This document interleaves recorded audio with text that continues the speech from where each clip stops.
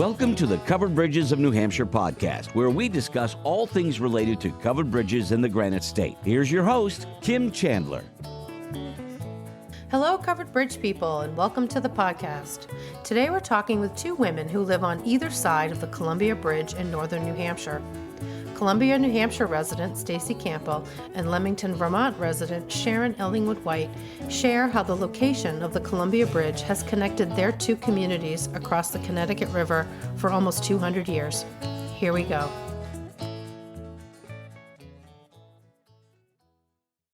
In this episode, we're talking about the Columbia Bridge that spans the Connecticut River and connects the northern towns of Columbia, New Hampshire, and Lemington, Vermont. Also connected are two women who live on either side of the bridge, Stacey Campbell from Columbia and Sharon Ellingwood White from Lemington. Stacey Bennett Campbell is a native of the Columbia area. She grew up in Colebrook and has lived in Columbia for 35 years. She enjoys kayaking the Connecticut River in the summertime, vintage snowmobiling in the winter, gardening, and spending time with her family and friends. Stacey is described as the history collector in Columbia and maintains the new museum space within the town hall. Sharon Ellingwood White was born in West Stewartstown, New Hampshire, and is a fourth-generation resident of Lemington on both her mom's paternal side and her dad's maternal side. Raised and educated in Lancaster, Sharon spent every weekend in Lemington at the family hunting camp, fishing for trout, picking berries, riding skidoos, playing with cousins, and singing the old-time campfire songs.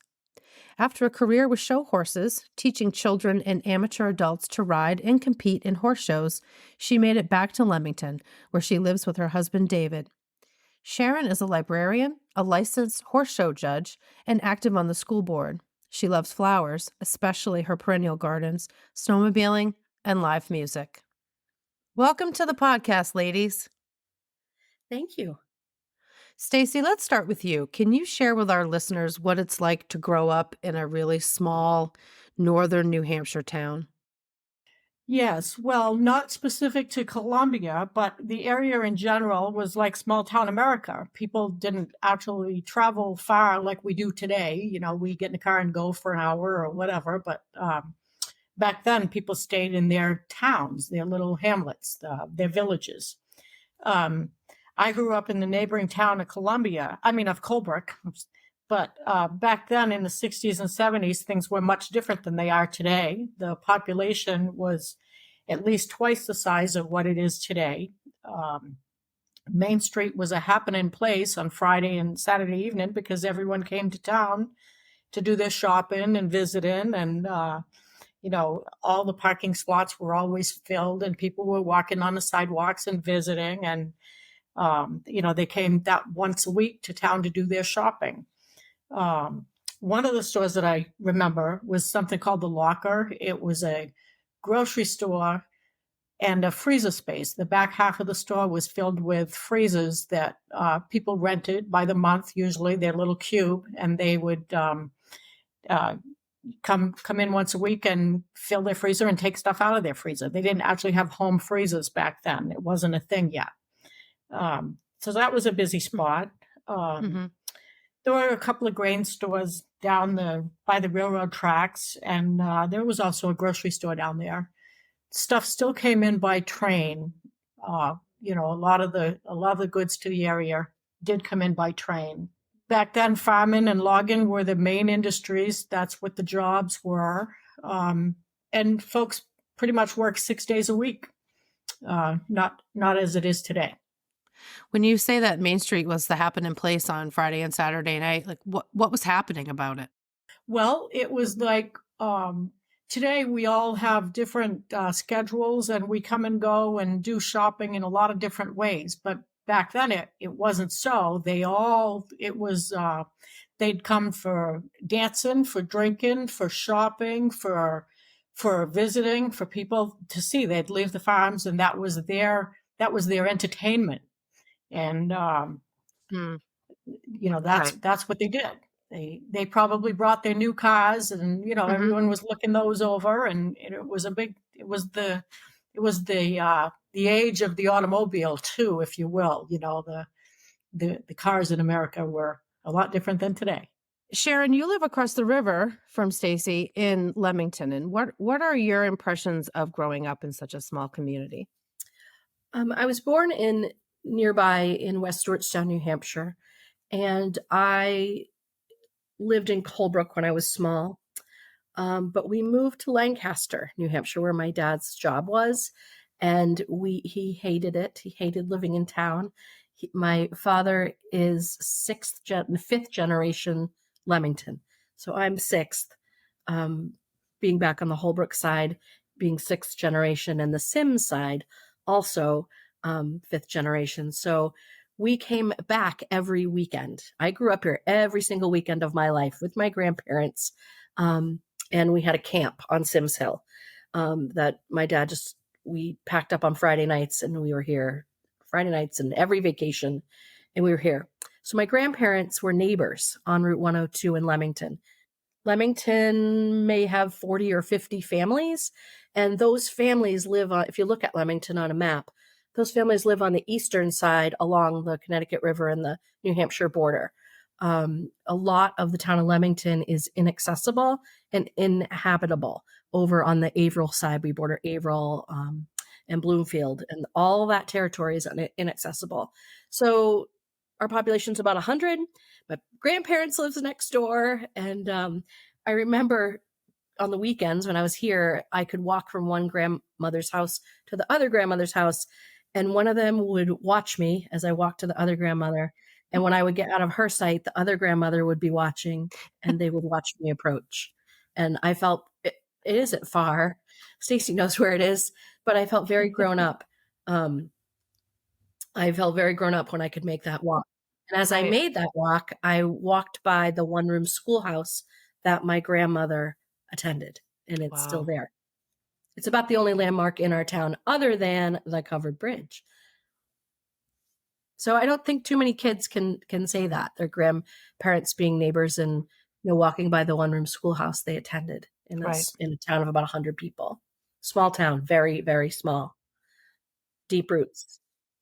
And when you say that part of Lemington is inaccessible, what do you mean by that? By our geography. Again, if you look at the town, it's kind of like it's a square or maybe a rectangle. And if you're looking at it, the eastern side borders the Connecticut River. That's where the farms are, the fields, the meadows, the only state road we have, and the only paved road we have is Route 102. Okay. So most of the homesteads are there. And then there are a few that go up into the mountainous terrain, Sims Hill, Todd Hill, up on the mountain. Mount Monadnock is our big landmark. But on the other side of that, on the western side, the southwestern side, and the northwestern side of our town, it is inaccessible. There are no roads. There are no settlements. There's just forest. So it is inaccessible, and it is, I guess it's not uninhabitable. It's beautiful, but it is inaccessible. Right. The only roads we have in Lemington are dirt roads that are they're town roads. How connected are the two towns on either side of the Connecticut River? Well, there was a time they were probably much more connected than they are today. The cemeteries on both sides of the river have the same family names, and this speaks of a time when it was much, much more populated than today. And it was like the center of business because of the bridge, really. The people on both sides came for that railroad station, and that was that. Today, we're more rural living. We have four-wheel drives, and we live in the backwoods and, dirt roads. And it's people tend to live countryside, not so much in a little vicinity. So, my husband is from Columbia. He grew up and we live in Lemington. And his family farm has been in Columbia for over 100 years. And what's unusual about their farm is that they farm both sides of the river. They get their crops on the very, very beautiful agricultural meadows on either side of the Connecticut River. So my husband told me as the farms on the Lemington side were going down, I guess it would be the 60s and 70s. The Charles White farm in Columbia was growing at the time. So they picked up farming a lot of the fields in Lemington.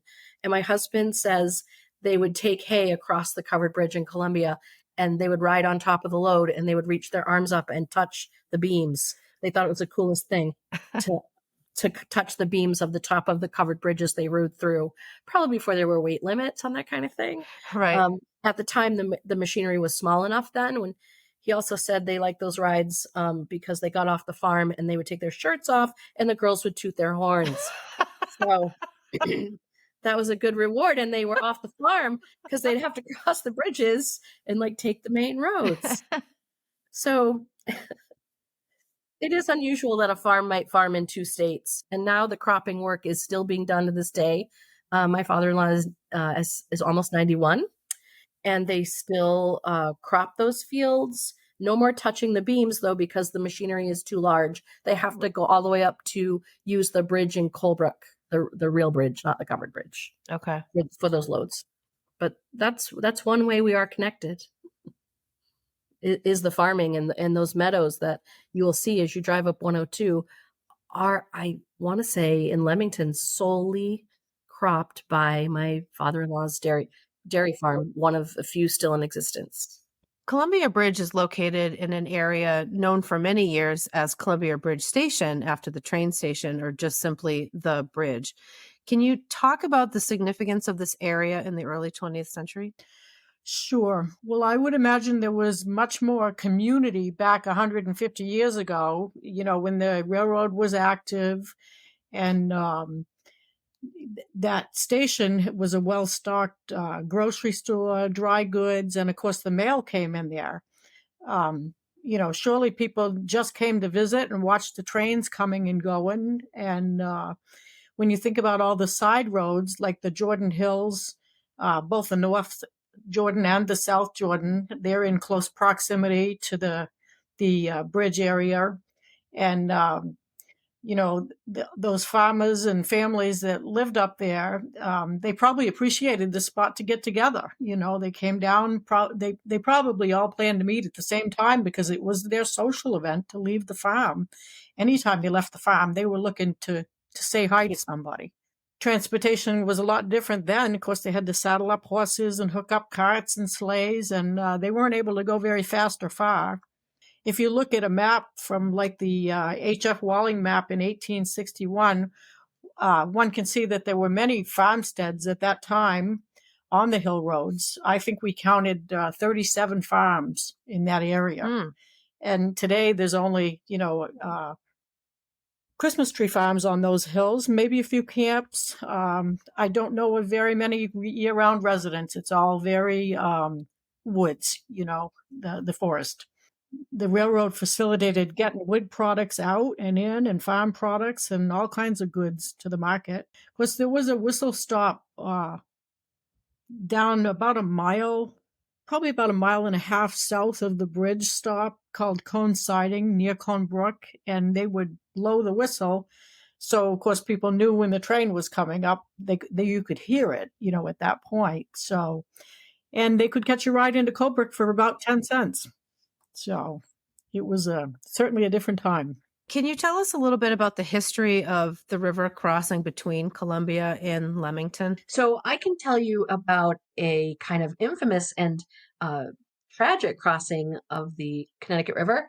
There is a kind of infamous story of a woman by the name of Clarissa Sims, who drowned crossing the river in 1806 on April 1st. In the time of the spring runoff, and she was on horseback, it is said, coming from the New Hampshire side to the Vermont side, and she was on horseback, and the horse went under, and she drowned. Her body was swept downstream, and she died. There is a headstone in the Blodgett Cemetery to this day that you can go see in memory of Clarissa Sims.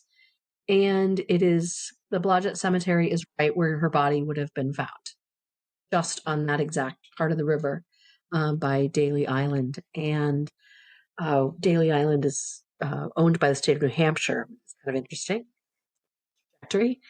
But it was very treacherous, especially in the time of spring runoff. We're recording this in very early May, and the river is still pretty high and extremely cold. So it was dangerous. The bridge is a good thing. Clarissa Sims was married to a doctor that had to have been one of the first graduates of Dartmouth Medical School based on when he was born and when the medical school opened. So she was married to him just before this river crossing. It is but kind of an urban legend. There are some stories that she died on her wedding day, but there are records that show that they were married a few weeks or months before she drowned.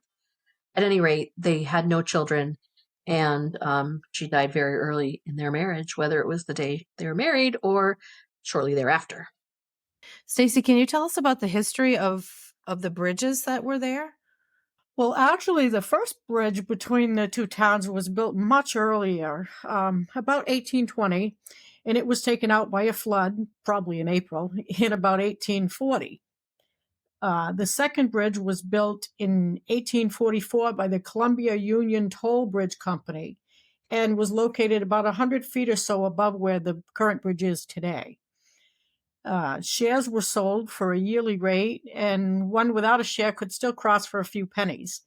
There's lots of stories of, there was a sign that said anything fast, anyone passing faster than a walk would be charged $2 and this kind of thing. So it was it was something. But they had to use it to get across that river. But then by 1856, when the Maine Central Railroad had come up through the Connecticut River Valley and built the Columbia Bridge Station, it was known as the bridge. The toll house and the station were built side by each. It's where the locals gathered and purchased their fares and their groceries, and like I said earlier, enjoyed visiting and watching the trains come and go and getting their goods to go back on the hill farms. The toll bridge had to be repaired after a herd of cattle nearly destroyed it in 1890. Those farmers that farmed both sides of the river surely had cattle going across the bridge too. Right. Then the following year, it was completely destroyed by high winds. And once again, after a couple of years, a toll bridge was built back in about the same location as the covered bridge sits today. The previous bridge in this location was destroyed by fire, and it wiped out the bridge and the other buildings. And Lemington relies on that bridge since the very beginning for groceries, supplies, the mail, and the train, because none of that is on the Vermont side. Each time there was a bridge and it was lost, and in the beginning when there was no bridge, then when there were bridges and they were lost, it impacted significantly the more rural side. The fire that destroyed the bridge was Tuesday, August 8th, 1911, when the circus was in Colebrook and a lot of people were out of town at the circus. And the story goes that a railroad engine went past the bridge station and a spark lit the bridge on fire, which also destroyed the toll house and a neighboring barn. But the loss of the bridge was huge to mainly the folks on the Vermont side. They still needed to come across the river somehow for groceries and supplies and get their mail, and to access the train, of course. The abutments remained after the fire. They were not considered a safe passage except for, those daring boys and maybe a few desperate menfolk, but that would cross. In the winter, it was easier on the ice, and boat travel was a normal passage. There were boats tied up on both sides, and that's how they managed for that time. The following year, the selectmen in Columbia and Lemington had decided to hire Charles Babbitt to build a covered bridge. He'd built many. The closest was the Mount Orne Bridge in Lancaster. The Lemington neighbors, the Maine Central Railroad, the town of Columbia, among others, paid for the construction and determined it would be a free bridge. It would not be a toll bridge. I know from reading different stories of the fire, whether it was the train that caused it or whether it was, something in a barn, in the little barn right there. I guess we'll never know, but it all went up in smoke in a hurry. Much of the Columbia Bridge's history comes from a book by Marion Daly that features memories from her sister, Mary E. Daly Gray White. And Sharon, how are you related to Mary? Mary was my great aunt. She was the sister of my grandfather. My grandfather was Joseph George Daly, and Mary was his sister. And Marion, that wrote the book, was also his sister. So they were both my great aunts. I don't remember Aunt Mary as much as Aunt Marion, who was the author. She was only 5 years younger than Aunt Mary, but Aunt Marion lived longer than Mary. Mary had many children and a farm, and she was very strong and independent and just worked very hard her whole life. Aunt Marion did too. She was a teacher. She wrote the book. She was really, really invested in the education of her nieces. She never married and never had children. I remember when I went to college in the early 80s, I was summoned to the homestead, and you would sit down with Aunt Marion and she would quiz you about what your vocation was going to be and your goals, and she would critique them and determine your seriousness, and she would cut you a check for your college textbooks. Wow. So it was a rite of passage. You would sit there, and my Aunt Alice, who's also a writer, said in that living room, in that very place where we sat, the Daly children were laid out with scarlet fever, and a lot of stuff happened in the Daly homestead. But Aunt Marion really valued her nieces and nephews getting a good education, especially the young women. Marion and Mary were daughters of Peter J. Daly, who was a shareholder of the original Columbia Bridge. What do we know about Peter J. Daly? Peter J. Daly was a shareholder of the bridge and a season pass holder for the bridge. He married Elizabeth Ann Core, and she was my great-grandmother. Elizabeth Ann was called Alice, and she was married to Peter J., and she was tiny. And they say she grew up rather sickly, which is why she wound up being in the country in this area anyway. But she went on to have 9 children, and she lived to almost 80 years old. To be kind of sickly as a kid and give birth to 9 children, certainly at home. And the 9 kids were born within a 15-year span. And my grandfather was a baby. He was the 9th. His name was Joseph, and he was born in 1906. Joseph's 2 sisters that we talk about in the story about the bridge include 8 other siblings, but include Mary, who was instrumental in the covered bridge being as we know it today and having a lot of investment made in it, and Marion Daly, who wrote the book, who has a lot of history recorded for the town of Lemington. This was an Irish family with several trajectories of Irish immigrants. And, you see families of 9, families of 7, and farmers. And they just really must have had to be really tough, strong, hardworking farmers to survive with that many children. Because the children that I'm seeing in these siblings all, lived to adulthood. There were not children, that I've seen recorded stillbirths or children that died in early childhood years. So they were hard workers and farmers, 9 children, and very close to the bridge. The farm was just above the bridge, and the property just about borders it. And the drowning with the Sims girl was 1806. That was on their property, just across the street from the house. That drowning and that tragedy. So you just wonder what the conversations were about the importance of being a stakeholder in getting a bridge built, and maintaining and keeping a bridge. I just feel like that's somehow significant. Absolutely. Can you tell us about Mary? What was Mary like? Aunt Alice, I went to my Aunt Alice on this, and she put this in writing that she was a teacher first and foremost, and she wanted her nieces and her girls' speech to not be hurried or loud, and they had to practice reading aloud to her every time they went to visit her. My Aunt Alice and her sister Anne, and sometimes Mary's own daughter Jane, and she would compare them, and she would compare their speech and their reading. She lived in a big farmhouse in Columbia, not right at the bridge proper, but not far away. She planted huge crops of cucumbers and other vegetables and sold them in the summer. And she had a string in her hair to tie her hair up. And she was lovely and beautiful. But when she was farming, Aunt Alice says she did not care. She would tie her hair up with the string when they went berry picking with her nieces Alice and Anne. And Alice said she would chuckle, "Yes, we're getting older, but by God, we're not tying our hair up with string yet."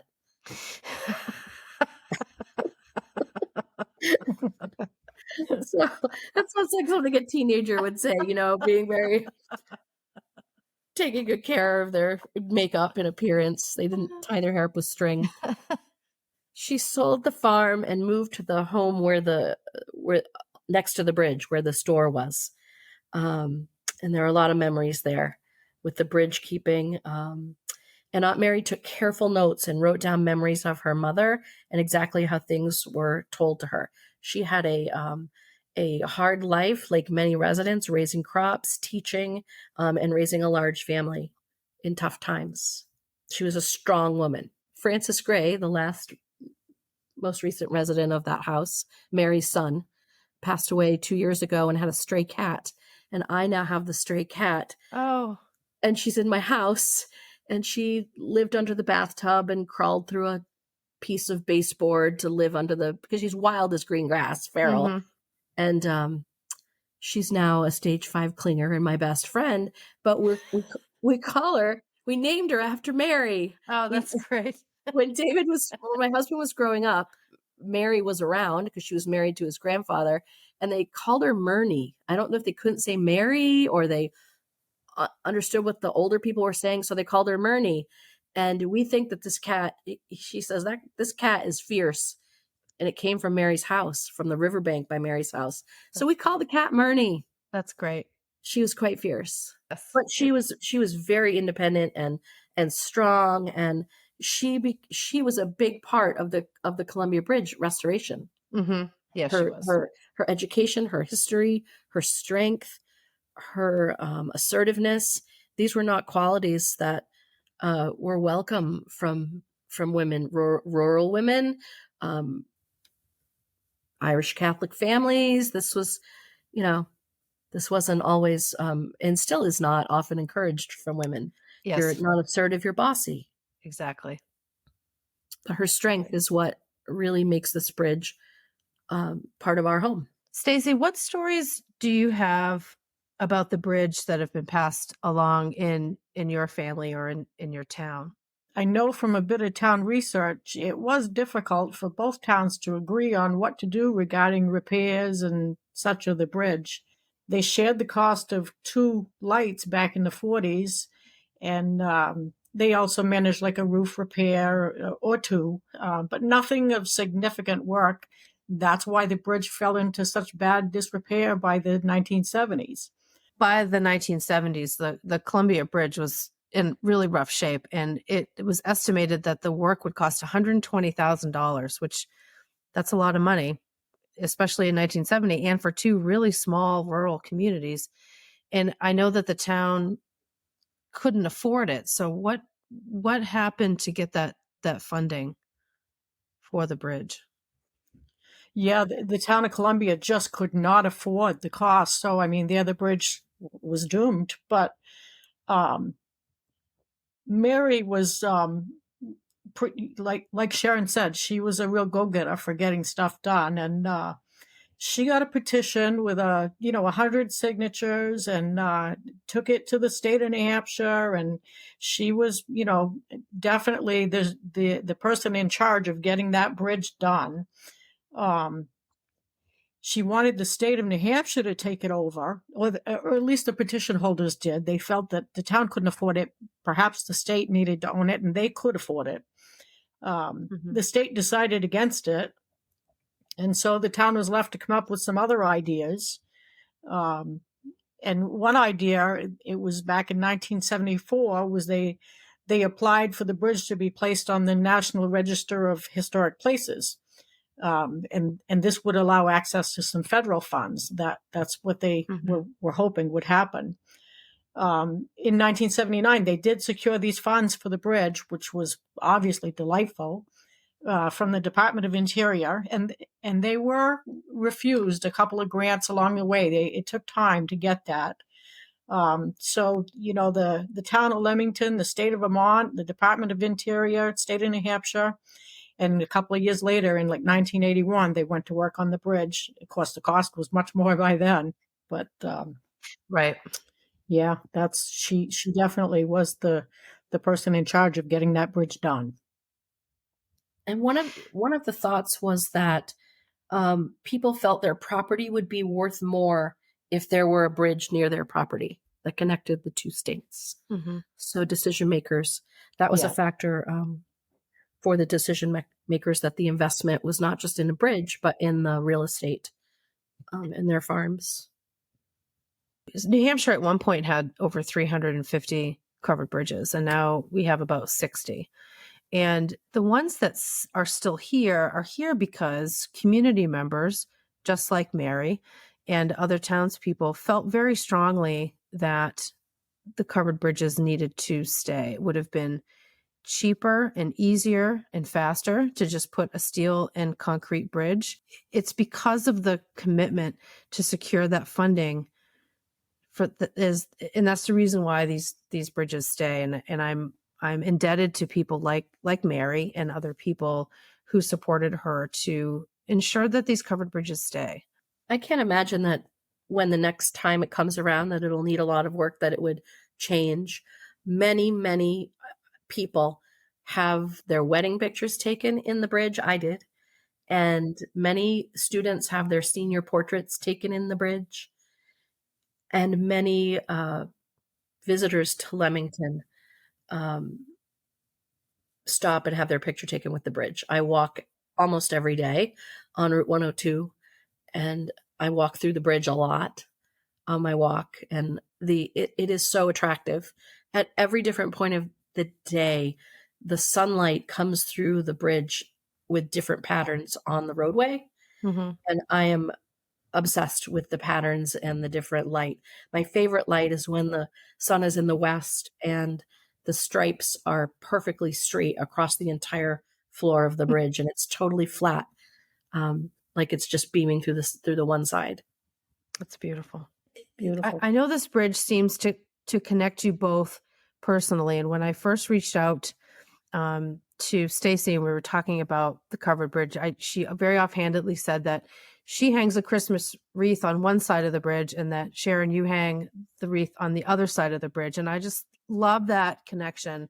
And can you talk about that? Every year I make wreaths.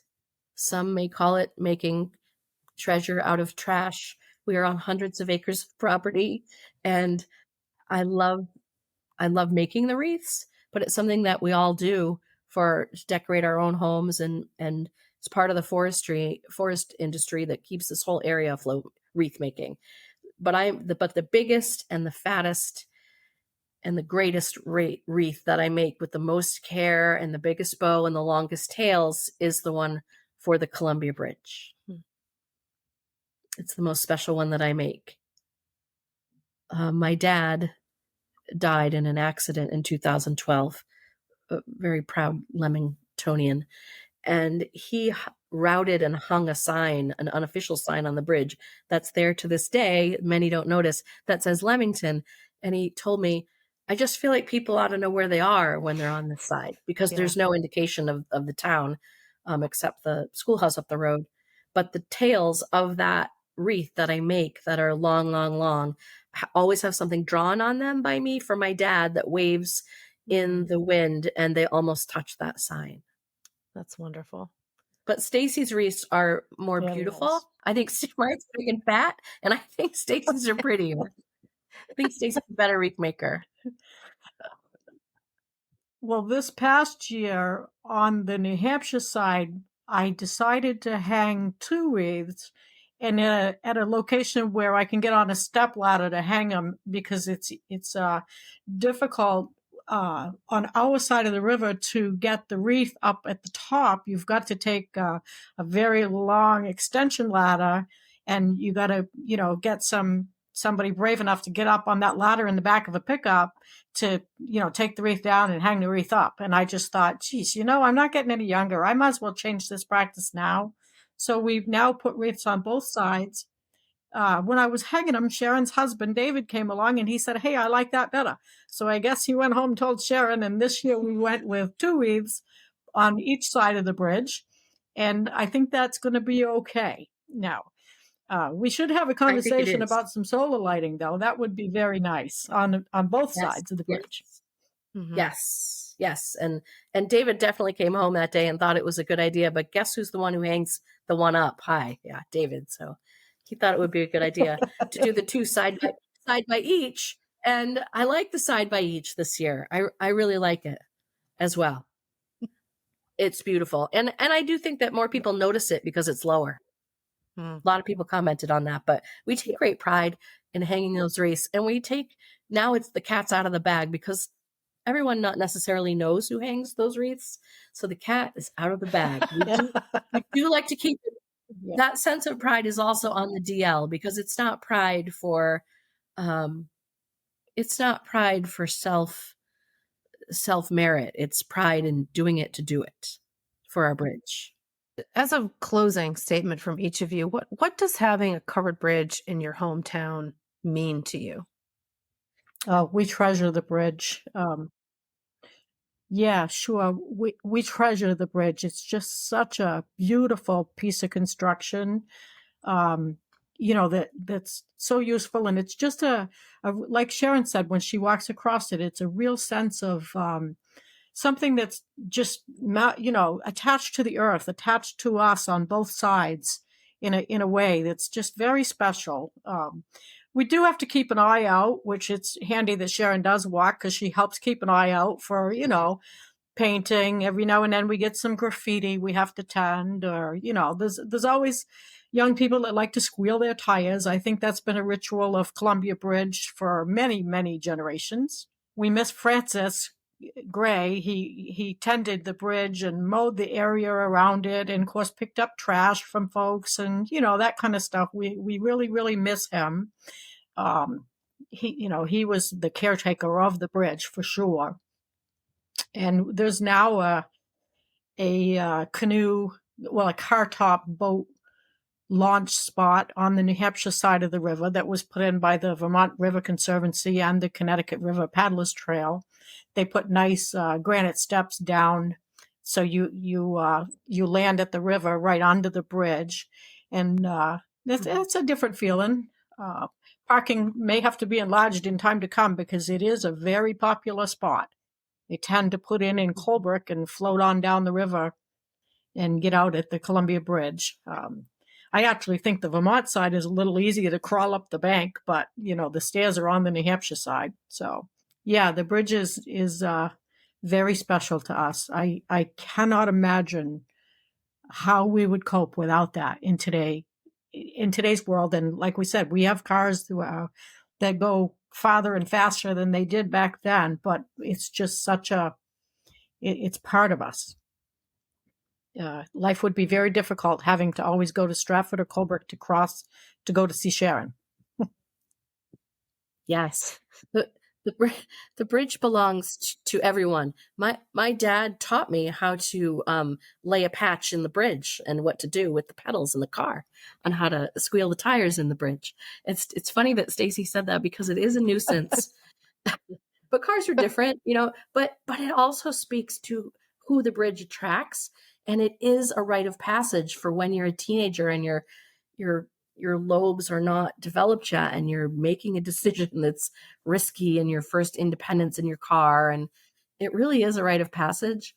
And it's something that connects everyone of every age that we can cross it. The history, the beauty, maybe the independence of squealing a tire.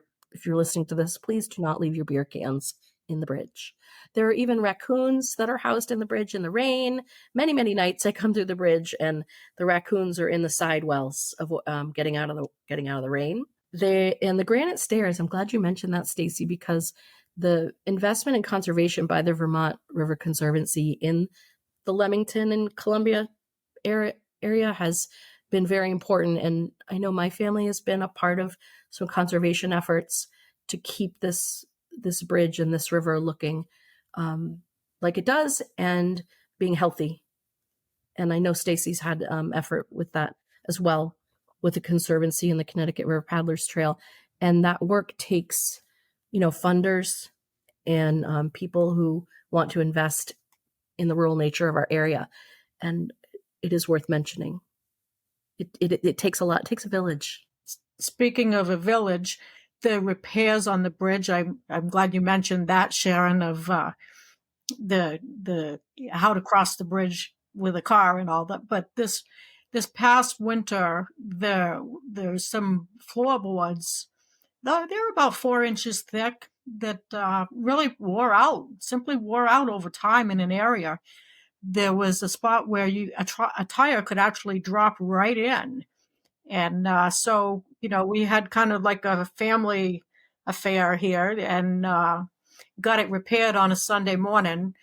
My husband, the selectman, kind of got the wood together and that kind of stuff. And then the grandson, who's going to graduate this year, and he's in the building trades class in Canaan. And so he enjoys that very much. And he was the volunteer that said, I'll help put that in. So we all on a Sunday morning were at the bridge, and my job was just to stop traffic on the New Hampshire side. And it took about an hour, and they pulled some wood and got it replaced.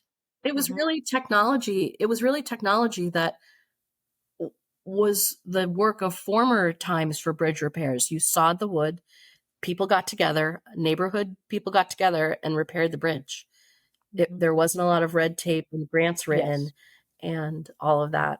And the student who is a joy, the grandson Stacey's talking about, is a student in our CTE, Career and Technical Ed Center in Canaan, Vermont. And he learned this willingness to be a craftsman and to do this work through career and technical education in this Vermont school. I'm very, very proud of him. Mm-hmm. I've seen other work that he's been involved with, and it is absolutely tremendous and shows the investment. That kid's not going to be a kid that hurts the bridge.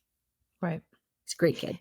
And Right. there is a nationwide shortage of people going into the trades, not just the trades, but in learning how to preserve antique structures. And so I'm thrilled to hear that. I've been a high school counselor for 28 years. So Oh, nice.